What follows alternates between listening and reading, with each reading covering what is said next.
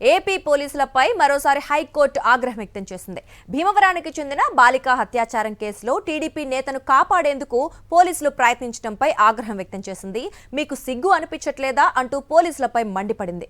బాలిక ఫిర్యాదు వెనుక రాజకీయ కారణాలున్నాయని మీరు ఎలా చెప్తారని పోలీసులు నిలదీసింది న్యాయస్థానం. దేవుడు మీకు ఏదైనా దివ్య దృష్టి ఇచ్చారా అని ప్రశ్నించింది. ఏపీ పోలీసులపై మరోసారి హైకోర్టు ఆగ్రహం వ్యక్తం చేసింది. భీమవరానికి చెందిన బాలిక హత్యాచారం కేసులో టీడీపీ నేతను కాపాడేందుకు పోలీసులు ప్రయత్నించడంపై ఆగ్రహం వ్యక్తం చేసింది కోర్టు. మీకు సిగ్గు అనిపించట్లేదా అంటూ పోలీసులపై మండిపడింది. బాలిక ఫిర్యాదు వెనుక రాజకీయ కారణాలున్నాయని మీరు ఎలా చెప్తారని పోలీసులు నిలదీసింది న్యాయస్థానం. ఇక దేవుడు మీకేదైనా దివ్య దృష్టి ఇచ్చారా అని ప్రశ్నించింది హైకోర్టు.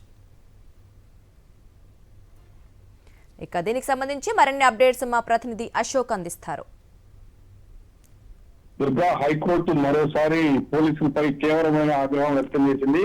భీమవరానికి చెందిన మైనర్ బాలిక అత్యాచారం కేసులో పూర్తిగా తెలుగుదేశం నాయకుల్ని రక్షించడానికి పోలీసులు శతవిధాలా ప్రయత్నం చేశారు. అయితే తనకు న్యాయం జరగదని తెలుసుకున్న బాధితురాలు హైకోర్టును ఆశ్రయించింది. ఈ సందర్భంగా ఇవాళ విచారణ జరిగింది. విచారణలో హైకోర్టు పోలీసులపై తీవ్రమైన ఆగ్రహం వ్యక్తం చేసింది. మీకు అసలు సిగ్గు అనిపించట్లేదా? ఎవరైతే బాధితురాలు ఉందో ఆ బాధితురాలకి ఫిర్యాదు కనుక రాజకీయ కారణాలు ఉన్నాయని మీరు ఎలా చెప్తారు? దేవుడు మీకు ఏమైనా దివ్య దృష్టి ఏమైనా ఇచ్చారా అంటూ ఆగ్రహం వ్యక్తం చేసింది. ఎవరైతే ఫిర్యాదుదారులు ఉన్నారో బాధితురాలు ఆమె స్పష్టమైన ఆరోపణలు చేసినప్పుడు ఆ అంశంపై దృష్టి పెట్టాలి, దర్యాప్తు చేయాలని మీకు అనిపించలేదా?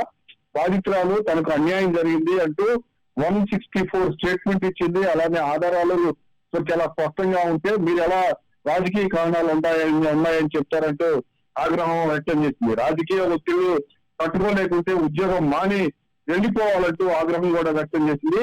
అయితే డిఎస్పీ ఇచ్చిన వివరణ సంతృప్తిగా లేదు కాబట్టి ఈ కేసుకు సంబంధించి అన్ని రికార్డుల్లో పశ్చిమ గోదావరి జిల్లా ఎస్పీ తీసుకుని స్వయంగా తమ ముందు హాజరు కావాలని హైకోర్టు ఆదేశాలు జారీ చేసింది. తదుపరి విచారణ మే 1వ తేదీకి వాయిదా వేసింది. Durga, right, thank you Ashok.